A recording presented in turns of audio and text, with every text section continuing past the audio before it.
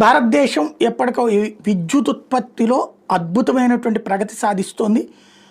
తాజాగా 21.9 గిగావాట్లు కొత్త ఉత్పత్తి ప్రారంభమైంది భారతదేశం మొత్తం మీద.